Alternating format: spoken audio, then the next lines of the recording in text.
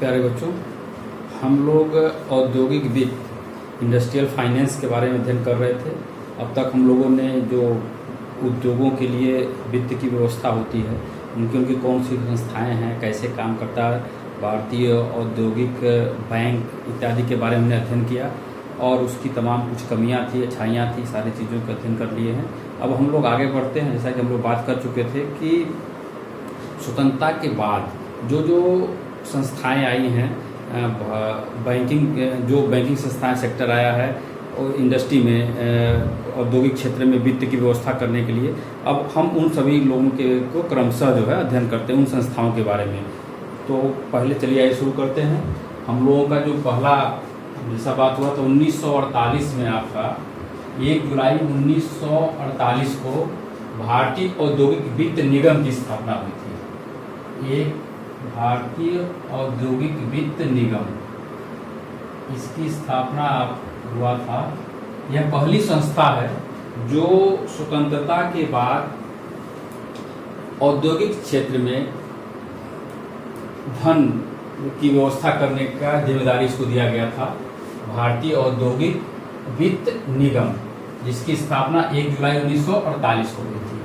आगे चल करके जो है इसका उद्देश्य भी था एक मध्यकालीन और दीर्घकालीन ऋण के लिए, यानी उद्योगों के लिए मध्यकालीन और दीर्घकालीन। तो अक्सर क्या होता था कि उद्योगों को अल्पकालिक, हम लोगों ने चर्चा किया था कि 3 प्रकार के ऋण की आवश्यकता पड़ती है। उनको पूंजी की आवश्यकता पड़ती है, अल्पकालीन, मध्यमकालीन और दीर्घकालीन, जिसमें से उनको अल्पकालीन यानी डे टू डे के लिए, वेतन के लिए और कच्चा माल के लिए, अपना उद्योग संचालित करने के लिए जो जरूरत पड़ता है उसके लिए धन जरूरत पड़ती थी।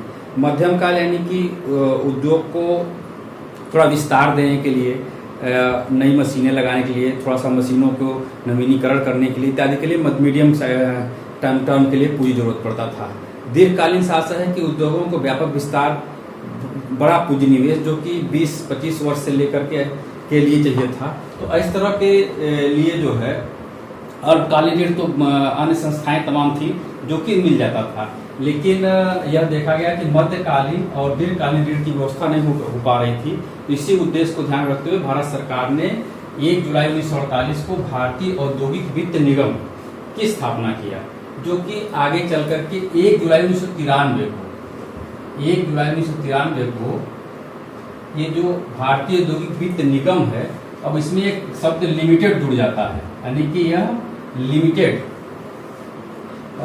एक लिमिटेड से आशय होता है 2 तरह के चीज़ें होती हैं।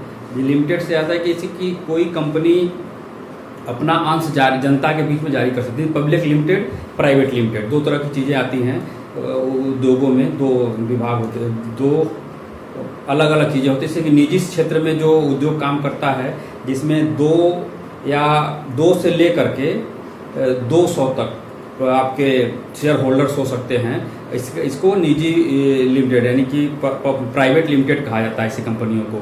और यह कंपनी अधिनियम 2013 के अंतर्गत गठित है या उसके पहले के जो कानून उसके तहत उसकी स्थापना हुई है। तो इस तरह की जो होता है आपका पब्लिक लिमिटेड और प्राइवेट लिमिटेड।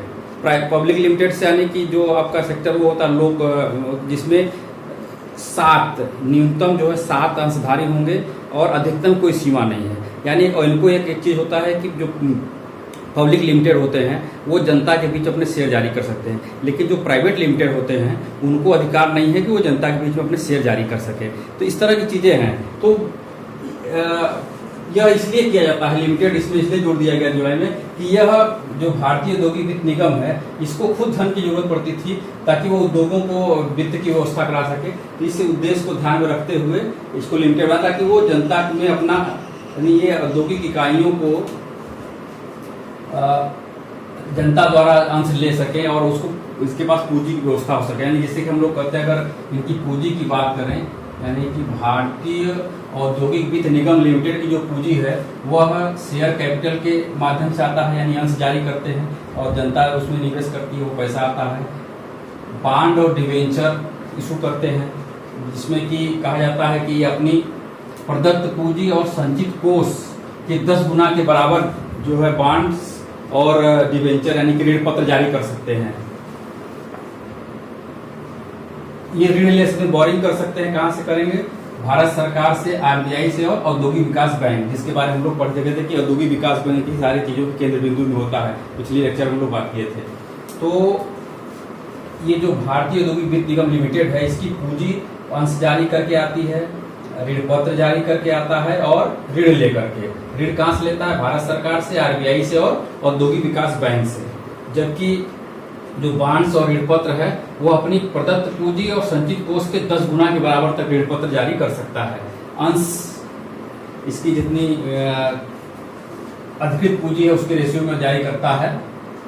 और यह जो औद्योगिक वित्त निगम है ये औद्योगिक इकाइयों, इसका उद्देश्य था औद्योगिक इकाइयों के लिए जारी अंश, ऋण पत्र, बांड खरीदना। यानी करता क्या है, जो कोई इकाई इंडस्ट्री है उनको सहायता इस तरह से रूप से देता है कि उनके द्वारा जारी शेयर्स को, ऋण पत्रों को, या भारतीय औद्योगिक विकास बैंक जो है आपका वित्त निगम लिमिटेड, या उनके अंशों खरीदता है, उनका अभिगोपन करता है और ऋणों की गारंटी देता है। अगर कोई उद्योग है वह किसी अन्य संस्था से ऋण लेती है तो वो इस बात की गारंटी देता है, गारंटर बन जाता है उस उद्योग का। कोई भी उद्योग है, यानी कि औद्योगिक क्षेत्र में कोई मान लीजिए कि एक ए नाम का कोई इंडस्ट्री है, वह बी से ऋण लेता है, तो जो आपका भारतीय औद्योगिक वित्त निगम लिमिटेड है यह इस बात की गारंटी देता है कि आपके ऋण की गारंटी मैं दे लेता हूँ। आयात संबंधी स्थगित भुगतानों के ऊपर जमानत देता है। यानी कि कभी कभी होता है कि कोई माल विदेशों से मंगाया जा रहा है, कोई उद्योग मंगा रहा है और उसको गारंटर की जरूरत पड़ती है, उसकी जमानत की जरूरत पड़ती है, तो ये आपका भारतीय औद्योगिक वित्त निगम लिमिटेड इस तरह काम करता है। अंशों और ऋण पत्रों का अभिगोपन से ऐसा होता है कि उन कंपनियों के अंशों एवं ऋण पत्रों को बेचने का जिम्मेदारी ले लेता है। यानी उसकी एक तरह से एक विश्वसनीयता बन जाती है कि भारतीय औद्योगिक वित्त निगम लिमिटेड जो है इसके फला कंपनी, मतलब ये कंपनी है तो ये कंपनी का जो है शेयर के लिए जो है बेचने का जिम्मेदारी ले रहा है। इस तरह से जो है उस पर एक विश्वास बन जाता है और जो अंशधारी है, जो आपके मार्केट में जो पैसा लगाने वाले हैं, विश्वास के साथ उसकी अंशों एवं ऋण पत्रों, बांडों खरीदते हैं। इस तरह से आपका जो है भारतीय औद्योगिक विकास वित्त निगम जो है आपका काम करता है।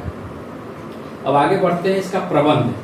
जो प्रबंध की बात है, इसके एक प्रबंध संचालक मंडल होता है, इसमें 12 सदस्य होते हैं और ये 12 सदस्यों में भारत सरकार के 2 सदस्य होते हैं, औद्योगिक विकास बैंक के 4 सदस्य होते हैं, अनुसूचित बैंक यानी शेड्यूल्ड बैंक जो आरबीआई का होता है, दूसरे अनुसूचित जो बैंक हैं उनको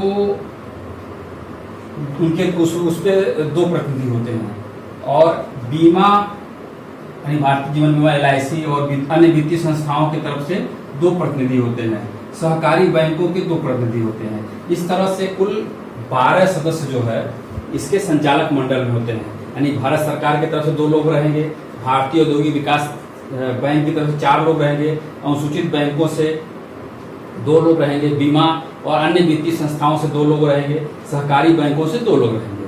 और इस बैंक का जो मुख्यालय है वह नई दिल्ली में है। बैंक का जो मुख्यालय है वो नई दिल्ली में है, क्योंकि यह कभी कभी अति लघुत्तरी प्रश्नों में या बहुविकल्पी प्रश्नों में आता है, इसलिए सारी चीजें मैं आपको स्पष्ट कर दे रहा हूं ताकि एक बार आपके सुने रहेंगे तो आपके ध्यान में रहेगा और उसको कर ले जाएंगे। यानी कि आपका जो भारतीय औद्योगिक वित्त निगम लिमिटेड है इसका मुख्यालय जो है आपका नई दिल्ली में है। इसमें कुछ कमियां भी हैं। कमियां क्या हैं? तो ऋण देने में पक्षपात करता है, क्योंकि अक्सर आप देखेंगे हम लोग कृषि सेक्टर में जो कृषि ग्रामीण क्षेत्रों में जो है ऋण साख के प्रबंध की बात की तमाम संस्थाएं आई थी, लेकिन वो राजनीतिक हस्तक्षेप की वजह से वो अपनी सब निश्चित लक्ष्यों को नहीं प्राप्त कर पा रही थी। कारण था कि उसका राजनीतिक हस्तक्षेप होता था। इसी तरह से यहाँ पे भी इन भारतीय औद्योगिक वित्त निगम लिमिटेड अच्छे उद्देश्यों के था कि औद्योगिक इकाइयों के लिए जो है वह अच्छा काम करेगा, उनके लिए वित्त की व्यवस्था करेगा, लेकिन जो ऋण देने की बात है उसमें वो पक्षपात करने लगे, राजनीतिक हस्तक्षेप हो गया, जिसके कारण यह उचित जो लक्षित आपके सफलता की बात थी वो नहीं प्राप्त कर पाए। आर्थिक शक्ति के केंद्रीकरण की बात आती है, को बढ़ावा दिया गया, यानी जो साधन संपन्न उद्योगपति थे जिनके जो बड़े बड़े उद्योगपति थे उनको जो है ये अधिक वित्त की व्यवस्था कायम, उनको अधिक ऋण देने लगा। इस तरह से केंद्रीकरण होने लगा, यानी आर्थिक शक्ति का केंद्रीकरण होने लगा।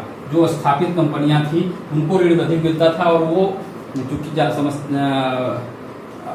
वित्त औद्योगिक क्षेत्र में बहुत प्रतियोगिता होता है, उसमें छोटे या कम और नए नए जो उद्योग थे वो नहीं टिक पाते थे। पुराने लोग जो है ज़्यादा वित्त लेकर के वो ज़्यादा सफल हो रहे थे। और एक असफलता का और कारण था कि इसकी ब्याज दरें बहुत ऊंची थी। प्रशासनिक अकुशलता था, क्योंकि इसमें राजनीतिक हस्तक्षेप ज़्यादा हो जाते थे, इसलिए जो है प्रशासनिक रूप से ये अकुशल प्रबंधन होता था, जिसके कारण ये जो आपका भारतीय औद्योगिक वित्त निगम यानी कि IIFCL Indian industry finance corporation limited, इसको जो है सरकार से का यह प्रस्ताव है कि इस वित्तीय संस्था को PNB यानी कि पंजाब नेशनल बैंक में मर्ज कर दिया जाए, यानी कि इसको मिला दिया जाए। पंजाब नेशनल बैंक में मिलाने की बात हो रही है, और आने वाले समय में जो है आपका IIFCL जो है यानी कि Indian industry finance corporation limited जो है आपके PNB में मर्ज हो जाएगा, और इस तरह से जो है उसकी सारी शेयर्स और सारी जिम्मेदारी PNB को सौंप दी जाएगा, ऐसा उम्मीद की जा रही है। ये तो आपका हो गया भारतीय औद्योगिक वित्त निगम लिमिटेड। अब हम आगे बढ़ते हैं और राज्य वित्त निगम की बात करते हैं। राज्यों में भी इसी तरह से, इसी तर्ज पे, जिस तरह से एक 1948 में आपका भारतीय औद्योगिक वित्त निगम की थी, उसी तरह सभी राज्यों को कहा गया कि आप लोग भी अपने यहाँ एक राज्य वित्त निगम की स्थापना करिए जो उद्योगों को धन की व्यवस्था करे। तो इस उद्देश्य को, मानी इस सरकार के आदेश को मानते हुए पहली बार जो है पंजाब राज्य में 1953 में पहला राज्य वित्त निगम की स्थापना की गई, जो और इस समय कुल 18 राज्यों में, आपके वर्तमान में 18 राज्यों में राज्य वित्त निगम काम कर रहे हैं।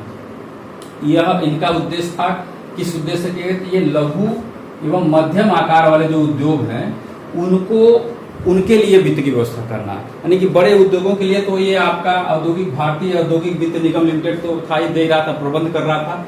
अब जो लघु और मझोले टाइप के जो इंडस्ट्री थे, छोटे उद्योग थे, उनको धन की व्यवस्था करने के लिए जो है ये दिया गया। और राज्य स्तर पर, मानी कि जिस राज्य का यह राज्य वित्त निगम रहेगा, उस राज्य के सीमा रेखा के अंदर जो भी उद्योग स्थापित होंगे लघु या मध्यम, उनके लिए प्रबंध करता था। और दीर्घकालीन ऋण की प्रवृत्ति क्या थी, दीर्घकालीन था। और इनकी पूंजी कहाँ से आती थी, पूंजी में अंश जारी करते थे। ये 1 करोड़ से लेकर के 10 करोड़ तक का ये अंश जारी कर सकते थे। इनको यह अधिकार दिया गया था राज्य वित्त निगमों को कि वह 1 करोड़ से लेकर के 10 करोड़ तक का अंश जारी कर सकते हैं। और इनके अंशों को कौन खरीद सकता था, तो राज्य सरकार, RBI, अनुसूचित बैंक, बीमा कंपनी, सहकारी बैंक, वित्तीय संस्थाएं खरीद सकते। यानी कि राज्य वित्त निगमों के जो भी शेयर जारी होते थे वो उस राज्य की राज्य सरकार खरीदती थी, और LIC खरीदता था, RBI खरीदती थी, शेड्यूल्ड बैंक यानी RBI की जो अनुसूची 2 में जो बैंक हैं वो खरीद सकते थे, नेशनलाइज्ड बैंक जितने भी हैं आप वो खरीद सकते, सहकारी बैंक खरीदते यानी, और अन्य वित्तीय संस्थाएं खरीद सकती थी इसके शेयर्स को। और ये बांड और ऋण पत्र भी जारी करते थे,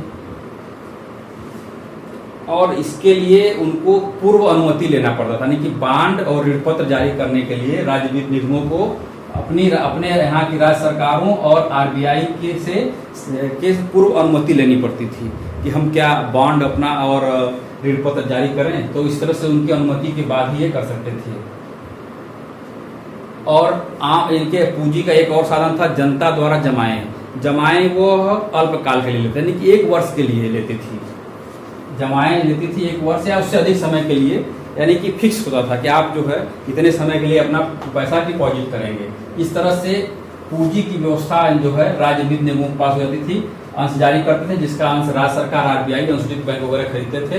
बांड और ऋण पत्र राज्य सरकार की अनुमति से जारी करते थे, और जमाएं आती थी इनके पास जो फिक्स्ड अमाउंट के रूप में आती थी, यानी निश्चित रूप से जमा होता था, जो 1 वर्ष या उससे अधिक होती थी। जहाँ तक इनके प्रबंध की बात है तो प्रबंध एक संचालक मंडल करता है जिसमें 10 सदस्य होते हैं, और इन 10 सदस्यों का अब ध्यान रखिएगा, ये जो 10 सदस्य हैं ये राज्य सरकार के द्वारा नियुक्त किए जाते थे। तो स्वाभाविक सी बात है, जब राज्य सरकारों को जिम्मेदारी दी जाती है किसी संस्था में कुछ पदाधिकारी चुनने के लिए, नियुक्त करने के लिए, तो वहाँ पे राजनीतिक हस्तक्षेप बढ़ जाता है। तो जो ये आपके राज्य वित्त निगमों में आपके संचालक मंडल में जो सदस्य होते थे वो आर्थिक क्षेत्रों के न होकर के राजनीतिक क्षेत्र के लोग होते थे, जिसका परिणाम यह होता था कि वह संस्था अपने निर्धारित लक्ष्यों को प्राप्त करने में असफल साबित होती थी। तो इसकी कमियों में आता है कि यह पूरी तरह से वो चीजें नहीं कर पाती थी, भाई भतीजावाद होता था, भेदभाव होता था ऋण देने में। और इसके जहाँ तक कार्य की बात है तो यह ऋण देने का कार्य करते हैं। किनको ऋण देते हैं? तो लघु एवं मध्यम आकार के उस उद्योगों को देते हैं जो उस राज्य में क्षेत्र में स्थापित हो। ऋणों की गारंटी देते थे, यानी कि वह उद्योग किसी से ऋण लेते थे तो उस ऋण की गारंटर बन जाते थे। अभिगोपन करते थे, यानी उन उद्योगों के द्वारा जारी किए गए अंशों को या ऋण पत्रों का अभिगोपन करते थे। अभिगोपन मैंने बताया कि उनके ऋण पत्रों और अंशों को बेचने का काम करते, बेचवाने का काम करते थे, यानी कि एक तरह से उसको ओवरराइट कर देते थे, अंडर राइटिंग करते थे उसका अभिगोपन। और यह जो राज्य वित्त निगम है यह अभिकर्ता के रूप में कार्य करते हैं। किसके? केंद्र सरकार, राज्य सरकार और औद्योगिक वित्त निगम के। यानी ये जो औद्योगिक भारतीय औद्योगिक वित्त निगम है इसके और राज्य सरकार और केंद्र सरकार की एक तरह से एजेंट के रूप में ये कार्य करते थे। कौन? राज्यों के राज्य वित्त निगम। स्थगित भुगतानों की गारंटी देते थे ये, यानी कि किसी भी व्यक्ति अगर कोई इंडस्ट्री है उसको कहीं से सामान मंगाया है, उसको भुगतान करना है और उसमें विलम्ब हो रही है तो वो राज्य वित्त निगम उसकी गारंटी लेता था कि ठीक है ये संस्था जो है आपको भुगतान करेगी, नहीं तो हम गारंटी लेते हैं इसका भुगतान करें। इस तरह से जो है उद्योगों को, लघु और मध्यम आकार के जो उस राज्य क्षेत्र में होते थे उनके उद्योगों को की सहायता, वित्तीय सहायता प्रदान करते थे ये राज्य वित्त निगम। अब आगे बढ़ते हैं। जो हमारी अगली संस्था है वह है भारतीय औद्योगिक साख एवं निवेश निगम लिमिटेड। भारतीय औद्योगिक साख निवेश निगम limited, industrial credit and investment of India limited, जिसको बोलते हैं ICICIL, जिसको बाद में इस एल को निकाल दिया गया और इस एल को निकालने के बाद तो फिर ICICI बन जाता है, जो कि एक बैंक के रूप में निजी क्षेत्र का बैंक। भारतीय औद्योगिक साख एवं निवेश निगम लिमिटेड, इसकी स्थापना जो है एक निजी क्षेत्र में हुई थी जनवरी 1955 में। 5 जनवरी 1955 को निजी क्षेत्र में भारतीय औद्योगिक साख निवेश निगम लिमिटेड। देखिए इसमें क्या है कि इंडस्ट्रियल क्रेडिट है, इन्वेस्टमेंट ऑफ इंडिया, यानी जो भारतीय उद्योगों के लिए ये साख का काम, क्रेडिट का काम करता है और इन्वेस्टमेंट का काम करता था। और यह इसी में जो है आगे चल करके 1997 में भारतीय जहाजरानी साख निवेश निगम, जो आपका शिपिंग कॉरपोरेशन इंडिया लिमिटेड है, आपका क्रेडिट एंड इन्वेस्टमेंट निगम है, ये भारतीय जहाजरानी साख, इसका मर्ज कर दिया गया, इसमें मिला दिया गया इसके शेयर को, इसके भारतीय जहाजरानी के अंशों को, और इस तरह से जो है यह एक पूरा बड़ी संस्था के रूप में काम करने लगा। इसका उद्देश्य क्या था? तो उद्देश्य था निजी क्षेत्रों में के उद्योगों की स्थापना करना, उसका विस्तार करना और उसके आधुनिकीकरण के लिए ऋण प्रदान करना। यानी कि जो भी निजी सेक्टर के लिए, अभी हम लोग बात कर रहे थे कि यह सारी भारतीय औद्योगिक वित्त निगम लिमिटेड है, यह सरकारी संस्थाओं को ऋण के उद्योगों की बात करती थी। यह राज्य स्तर पर बात करता था भारत राज्य वित्त निगम। भारतीय औद्योगिक साख निगम लिमिटेड जो है यह निजी क्षेत्र में स्थापित किया गया और इसका उद्देश्य था कि निजी क्षेत्र में जो उद्योगों को प्रोत्साहित किया जाए, एक नए उद्योग लगाए जाएं, जो स्थापित उद्योग हैं उनका विस्तार किया जाए, उनको आर्थिक मदद किया जाए और उनके अंदर आधुनिकीकरण किया जाए, उनको आधुनिक बनाया जाए। तो इस उद्देश्य को लेकर के 5 जनवरी 1955 को निजी क्षेत्र में ICICIL का स्थापना होती है। और आगे इसका एक और काम उद्देश्य था कि निजी उपक्रमों में देशी विदेशी निवेश को प्रोत्साहित किया, यानी कि जो प्राइवेट सेक्टर के आपके इंडस्ट्री हैं उसमें इंडियन इन्वेस्टर और फॉरेन इन्वेस्टर दोनों को को प्रोत्साहित किया जाए कि वो आकर के उस निजी सेक्टर में निवेश करें और वह सेक्टर निजी उद्योग जो है अच्छे से काम करें। इस उद्देश्य को लेकर के इसकी स्थापना हुई थी। आगे और था औद्योगिक निवेश के स्वामित्व को बढ़ाना, यानी कि जो आपके इंडस्ट्री में सेक्टर में निवेश जो है इन्वेस्टमेंट है उसको उसके दायरे को और बढ़ाया जाए और विस्तार दिया जाए। निवेश बाजार का विस्तार किया जाए। मुख्य रूप से ये आपका निवेश यानी कि जो आपके मनी मार्केट है या कैपिटल मार्केट है, इस तरह को इसको संगठित रूप से इसको डेवलप किया जाए। इस उद्देश्य को ध्यान में रख करके ICICIL का स्थापना हुआ। इसके प्रबंध की बात करें तो प्रबंध में एक संचालक मंडल होता है जिसमें 5 से लेकर 15 सदस्य हो सकते हैं और इसका मुख्यालय आपका मुंबई में है, इस बात को याद रखिएगा। और 4 जो है इसके सहायक 3 सहायक आपके मुख्य केंद्र हैं, अन्य भी जगह केंद्र है, लेकिन मुख्य रूप से एक मुख्यालय की बात करेंगे तो मुंबई में है और दिल्ली, कोलकाता और चेन्नई, इन 3 जगहों पे सहायक कार्यालय स्थापित हैं। अन्य जगहों पे छोटे छोटे कार्यालय भी स्थापित हैं। इसके पूंजी की बात करें तो पूंजी इसका जो है अंश पूंजी 70% भारत का है, इसमें 20% ब्रिटेन का है और 10% अमेरिका का है। क्योंकि यह निजी क्षेत्र का को प्रोत्साहित करने के लिए है, इसलिए इसमें जो है हर अन्य देशों भी फॉरेन इन्वेस्टर जो है आकर के इसमें अपना निवेश किए हैं, यानी कि 70% इसमें भारत की पूंजी लगी है और 30% जो है विदेशी पूंजी लगी हुई है, जिसमें 20% आपका ब्रिटेन का है, 10% अमेरिका का है। और इसकी पूंजी का जो और साधन है तो अंश से के माध्यम से आ गया, जो शेयर लोग खरीदे हैं। अंश की बात केंद्र सरकार से ऋण मिलता है, इसको ऋण पत्रों के आधार पर ऋण पत्र जारी करता है, उसके आधार पर इसको पूंजी आ जाती है। केंद्र सरकार से उधार ले लेता है, विश्व बैंक और अंतर्राष्ट्रीय संस्थाओं से ऋण लेता है। यह विश्व बैंक आपका वर्ल्ड बैंक एंड तमाम अन्य इंटरनेशनल जो है इन्वेस्टर्स हैं उन संस्थाओं से मिल जाता है। जनता से जमानत निश्चित अवधि के लिए लेता है, यह फिक्स रूप से जनता द्वारा डिपॉजिट ले लेता है।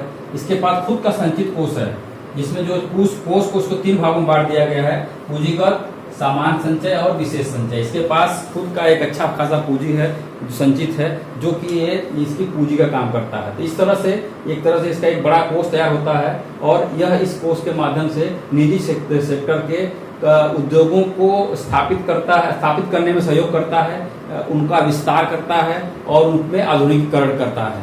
इस तरह की ऋण देकर के सहायता करता है। तो यह जो है मध्यकालीन और दीर्घकालीन ऋण प्रदान किए जाते हैं, यानी कि भारतीय औद्योगिक साख निवेश निगम लिमिटेड ICICIL के द्वारा मध्यकालीन और दीर्घकालीन ऋण दिए जाते हैं। कंपनियों के जो निजी क्षेत्र की कंपनी है उनके अंशों और ऋण पत्रों को क्रय और अभिगोपन का कार्य करता है। निजी उपक्रमों द्वारा अन्य स्रोतों से प्राप्त ऋणों की गारंटी देता है, यानी कि यह कार्य मुख्य रूप से करता है कि मध्यकालीन दीर्घकालीन ऋण देगा, अंशों एवं ऋण पत्रों को क्रय करता है उनके, यानी जो भी कोई निजी सेक्टर का उद्योग है तो उनके द्वारा जारी किए गए अंशों और ऋण पत्रों को क्रय करता है, उन अंशों और ऋण पत्रों का अभिगोपन करता है। और कहीं से अगर निजी सेक्टर कहीं किसी अन्य संस्था से ऋण लेती है तो उनके ऋणों की गारंटी प्रदान करता है। विलंबित भुगतानों के लिए गारंटी देता है। प्रबंधकीय, प्रशासकीय और तकनीकी सलाह देता है।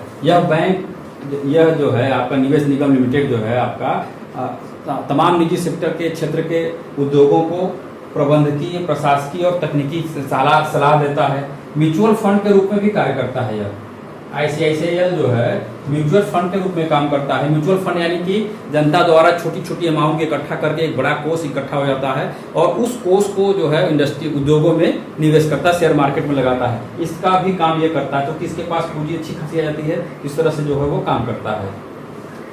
एक प्रमुख घटना इसके साथ घटी कि 25 अक्टूबर 2001 को इसका विलय हो गया। इसमें ICICI बैंक में इसका विलय हो गया। 25 अक्टूबर 2001 को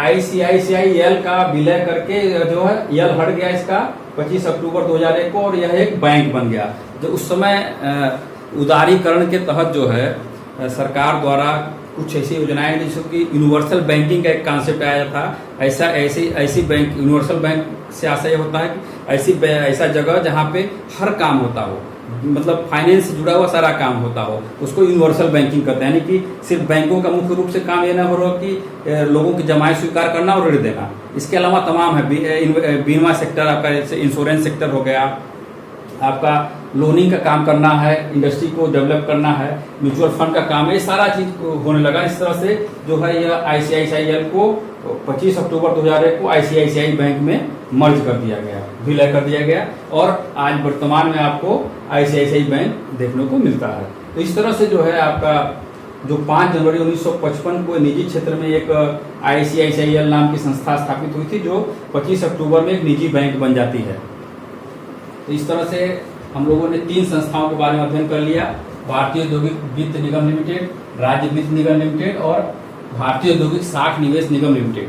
अब आगे बढ़ते हैं। अगली हमारी संस्था है, उसका नाम है भारतीय औद्योगिक विकास बैंक, जिसको बोलते हैं IDBI, industrial development bank of India. भारतीय औद्योगिक विकास bank, industrial development bank of India, जिसकी स्थापना 1 जुलाई 1964 को RBI के सहायक बैंक के रूप में हुआ था। इसका काम था, जैसे कि RBI का काम बहुत फैल हो गया, तो उसके अलग अलग ब्रांचेज बन गए। यानी एग्रीकल्चर के लिए नाबार्ड का काम, नाबार्ड एक संस्था हो गई जो कि एग्रीकल्चर सेक्टर में काम करती है। आपका IDBI है, यानी कि भारतीय औद्योगिक विकास बैंक, यह इंडस्ट्री उद्योग क्षेत्र में काम करेगी। इस तरह से एजुकेशन के, हेल्थ के, सभी क्षेत्रों में RBI ने अपने तमाम इकाइयां खोले, जिसको कि वो काम सौंप दिए गए। तो 1 जुलाई 1964 को RBI ने एक सहायक बैंक के रूप में IDBI की स्थापना हुई, और इसका उद्देश्य था कि औद्योगिक असंतुलन को दूर करना। यानी देश में के तमाम ऐसे थे कि कुछ राज्यों में उद्योग बहुत फल फूल रहे थे, कुछ राज्य एकदम उद्योग विहीन थे, शून्य थे, जहाँ पे रोजगार, इस तरह से क्या किया कि उद्योग आने से रोजगार डेवलप होता है, उस क्षेत्र के लोगों का विकास होता है। तो इस चीज को ध्यान में रखते हुए यह काम किया गया। औद्योगिक रासायनिक खाद, और दूसरा था रासायनिक खाद, लौह इस्पात, पेट्रो रसायन को प्रोत्साहित करने ने ऐसे उद्योगों की स्थापना किया है जिसमें कृषि क्षेत्र में रासायनिक खाद से उत्पादन बढ़ता है, उस चीज को किया जाए। लौह इस्पात, तमाम तरह से विकास कार्य हो रहे थे देश में, तो इस्पात की जरूरत पड़ती थी, इस्पात कारखाने की स्थापना हो, पेट्रो रसायन की जरूरत थी, उस सब चीजों को प्रोत्साहित करने के लिए जो है यह काम कर, इस उद्देश्य को ध्यान रख करके IDBI की गठन किया गया।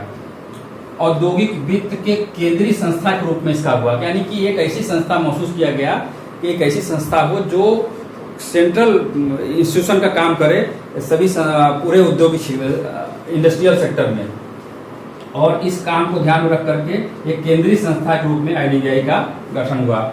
और अगला उद्देश्य था इसका मध्यकालीन एवं दीर्घकालीन ऋण के लिए। तो सभी संस्थाएं, अब हम लोग जो भी पढ़ रहे हैं इंडस्ट्रियल फाइनेंस में, वो सभी लॉन्ग टर्म के लिए ही बात करते हैं, मीडियम टर्म या लॉन्ग टर्म के लिए। तो इन उद्देश्यों को लेकर, यानी कि देश में औद्योगिक असंतुलन को दूर करने के लिए, दूसरा पेट्रो रासायनिक खाद, लौह इस्पात, पेट्रो रसायन इत्यादि उद्योगों को बढ़ावा देने के लिए, और औद्योगिक क्षेत्र में एक केंद्रीय संस्था के रूप में जो है, जो कि उद्योगों को ऋण देने का काम करे, एक केंद्रीय संस्था के रूप में इसका गठन हुआ, भारतीय औद्योगिक विकास IDBI का। इसकी कुछ चीजें, घटना चक्र हैं, इसको हम चर्चा कर लेते हैं। अक्सर घटना चक्र आपको परीक्षाओं में पूछता है क्वेश्चन के रूप में, तो उस पर ध्यान रहेगा, ठीक है। तो 26 फरवरी 1976 को, 26 फरवरी 1976 को इसका पुनर्गठन किया गया। यानी IDBI जो 1 जुलाई 1964 को गठित हुई थी, उसका पुनर्गठन हुआ 1976 में, और इसका जो स्वामित्व था RBI के पास जो होता था, वह अब भारत सरकार के पास आ गया। यानी कि RBI से इसका स्वामित्व लेकर के भारत सरकार को हैंडओवर कर दिया गया, और भारत सरकार का इसमें शेयर जो है वह 58.47% हो गया। यानी भारत सरकार का शेयर अब 58.47% हो गया, और स्वामित्व किसका हो गया? भारत सरकार का, RBI से लेकर के। और इसके अलग से इसका एक संचालक मंडल बनाया गया, जिसमें 20 निदेशक भारत सरकार द्वारा नियुक्त किए गए और इसका मुख्यालय आपका मुंबई में है और चार जगहों पे इसका सहायक कार्यालय है, दिल्ली में, कोलकाता में, चेन्नई में और अहमदाबाद में आपका।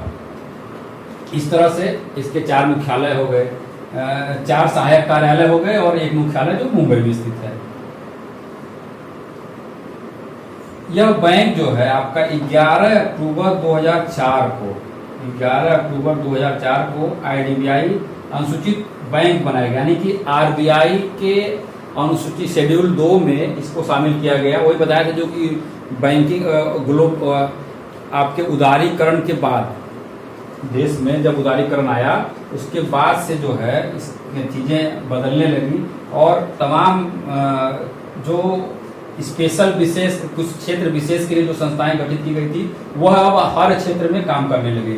यानी कि IDBI जो उद्योगों के लिए ऋण देने की व्यवस्था किए थे, केंद्रीय संस्था थी उद्योगों में, वह अब अनुसूचित बैंक बन गई जाती है और एक बैंक के रूप में IDBI काम करने लगता है और जिसमें 53% जो है इसका शेयर भारत सरकार के पास और शेष जनता के पास चला जाता है। यानी कि जो 59% का शेयर सरकार के पास था उसमें और कमी आती है। अब 53% शेयर भारत सरकार के पास और शेष जनता के द्वारा अंश निर्गमित कर दिए जाते हैं। एक तरह से यह जो है पब्लिक सेक्टर कंपनी हो जाओ बैंक बन जाती है और यह 11 अक्टूबर को होता है। और यह बैंक IDBI जो है 7 जून 2010 को विदेशों में अपना शाखा खोलती है। दुबई में जो है यह अपना एक पहला शाखा खोलती है।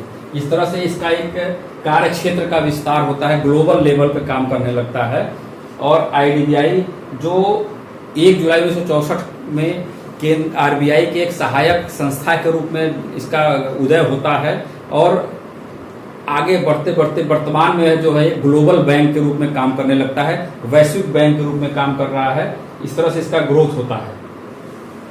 जहां तक इसके पूंजी का प्रश्न है तो इस बैंक की जो पूंजी अंश पूंजी है वह 1000 करोड़ अधिकृत पूंजी थी जिसके पास, मतलब इसको अथराइज किया गया था कि यह 1000 करोड़ तक का शेयर जारी कर सकता है और केंद्र सरकार की सलाह पर यह 2000 तक बढ़ाया जा सकता है। यानी केंद्र सरकार चाहे तो इसके अंश को, यानी इसके जो अधिकृत अथराइज कैपिटल है वह 2000 करोड़ रुपए तक बढ़ाया जा सकता है। और इसके पूंजी का दूसरा है कि ऋण लेती है, ऋण पत्रों और बांडों के माध्यम से अपना ऋण पत्र जारी करती है, बांड जारी करती है और उस पर वो ऋण लेती है। सरकार और RBI से ऋण लेती है। सरकार की अनुमति से विदेशी बैंकों या विदेशी वित्तीय संस्थाओं से ऋण लेती है, लेकिन इसके लिए सरकार से अनुमति लेना पड़ेगा विदेशी बांड जारी करने के लिए। जनता से जमाएं लेती है। वर्तमान में इसका जो संचित कोष है कुल मिलाकर के 700-800 करोड़ के आसपास इसके संचित कोष इसके पास है। तो यह जो है एक ग्लोबल बैंक के रूप में काम कर रही है और इसका जो मुख्य रूप से काम है वर्तमान में तो बैंक इसके पहले जब इसका स्थापना हुआ था 64 में तो ये इसका काम था प्रत्यक्ष सहायता देना किसको, उद्योगों को प्रत्यक्ष रूप से सहायता देना, निर्यातकों को सहायता देना, निर्यात उद्योग जो भी है, निर्यात सेक्टर में जो भी उद्योग काम कर रहे हैं उसके लिए सहायता करना और जो भी औद्योगिक क्षेत्र में जो भी संस्थाएं काम कर रही हैं उनको पुनर्वित्त देना। यानी कि जैसे बात करें भारतीय औद्योगिक वित्त निगम काम कर रहा है, इसके पास धन की जरूरत है तो यह IDBI जो भारतीय औद्योगिक विकास बैंक है एक केंद्रीय संस्था के रूप में स्थापित किया गया था। यह इसको भी वित्त देगा, पैसा देगा ताकि यह अन्य संस्थाओं को पैसा दे सके।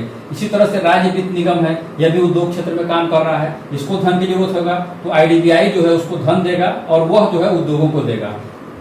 इसी तरह से औद्योगिक भारतीय औद्योगिक साख निगम निवेश निगम लिमिटेड है ICICI, यह निजी क्षेत्र का संस्था है जो उद्योगों में काम करता है, उद्योगों को विस्तार के लिए काम करता है निजी क्षेत्र के उद्योगों के लिए। तो यह जो IDBI है यह केंद्रीय संस्था के रूप में काम करते हुए RBI के सहायक बैंक के रूप में काम करते हुए उनको धन की व्यवस्था को देता है। तो इस तरह से यह जो है IDBI आपका एक केंद्रीय संस्था के रूप में उद्योग क्षेत्र में जितने भी संस्थाएं काम करती हैं जो उद्योगों को आर्थिक मदद करती हैं, ऋण की व्यवस्था कराती है, उन सभी को पुनर्वित्त की व्यवस्था करने का काम जो है IDBI करता है। इसीलिए जो है इन इतने कार्यों को देखते हुए इसको आईडीबीआई को वित्तीय संस्थाओं का वित्तीय संस्था कहा जाता है। यानी जो ऐसे संस्थाएं जो उद्योगों को ऋण देती हैं, उनको फाइनेंस देती है, पूंजी देती है, ऐसी संस्थाओं को जो है वो वित्त देने का काम करता है। यानी कि वित्तीय संस्थाओं की वित्तीय संस्था के रूप में कौन है, तो आईडीबीआई है। कभी कभी परीक्षा में पूछ सकता है, तो आप इस बात को ध्यान देंगे कि वित्तीय संस्थाओं की वित्तीय संस्था जो है वह आईडीबीआई है। तो इसी के साथ हम लोग आज 4 संस्थाओं के बारे में अध्ययन कर लिए। अब हम अगले बार और कुछ और उद्योग क्षेत्र में कुछ और संस्थाएं काम करती हैं, उनके बारे में चर्चा करेंगे। फिर मिलते हैं।